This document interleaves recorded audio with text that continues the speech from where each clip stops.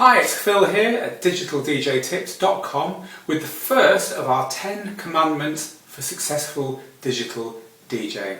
And commandment number 1 is a very simple one, but probably the most important of all. And that is, be in this for the music. No other reason. Don't be in this for fame, for money, or because you love the technology, or because you want girls, or because you just want to be the guy stood up there. Be in this for the music. Now, in the old days of DJing, that was reasonably a given. Before digital, it was very expensive to be a DJ. To buy the equipment, to buy record decks, and to follow on and buy a mixer and then get it all set up. To start buying the music, of course. The music was expensive on vinyl. Not only expensive, but hard to get. So you had to be at the right record shops at the right time and make the relationships. To get all that stuff in place in itself was difficult and it cost money. But more than that, to learn how to do it, to learn how to play to the level where you could perform in public, took a lot of your time as well. So the expense and the time were both considerable, and that kind of peeled off a lot of people who were maybe getting into it for the wrong reasons. Now, don't get me wrong, people still did. I recall DJs who were lucky enough to have rich families or to have a bit of money, who, just saw someone DJing and thought, hey, that's cool, that's me, and went and bought all the gear. But you know what, that gear ended up gathering dust in a cupboard, and none of those guys made it.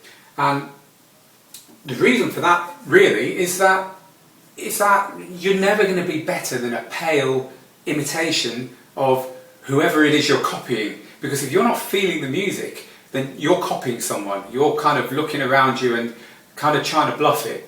And that was always the case, but now it's a lot more prevalent because of how cheap digital DJing is, how low the barrier to entry is for digital DJing.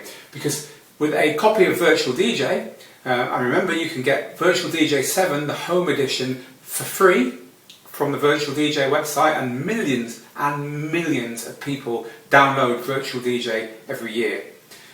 You can get a copy of Virtual DJ 7 Home and put it on your computer, and you can buy a cheap splitter cable, a little cable that allows you to have a headphones output and to have an output for your loudspeakers, which is a fundamental of DJing. You can buy that for just a few bucks, and then you've got everything you need. You are a DJ, you're there.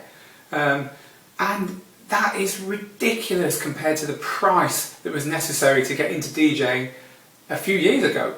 And more than that, the technology is so wonderful nowadays that it can do so much of it for you. It can do the big one, which is beat matching, but not only that, it can sync the records and make sure that the phrases are lined up. And there's a lot of stuff now that the software will do for you, which means that getting to a stage where you can string a few records together in public is a lot shorter. You could do it in a weekend. You could certainly do it in a month. In fact, we've got a course coming up on Digital DJ Tips teaching you to use just that, Virtual DJ 7 Home and a little splitter cable, and then to go from zero to playing live in just a month.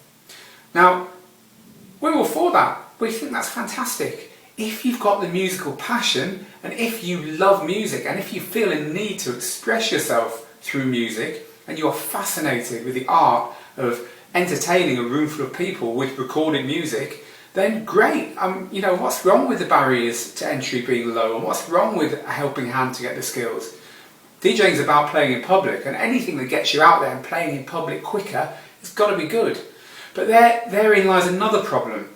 There's so many places you can DJ nowadays, and because of the fact that you can just take a laptop and you can take a controller and you can plug in, it's cheap to get this stuff, it's cheap to play, and therefore the asking price for DJs in a lot of places is now a lot lower. People will DJ for a lot less money. Because of that, there's a lot more people out there DJing, and a lot of people think, hey, that could be me, that looks easy, and they're doing it, but there will never be good DJs.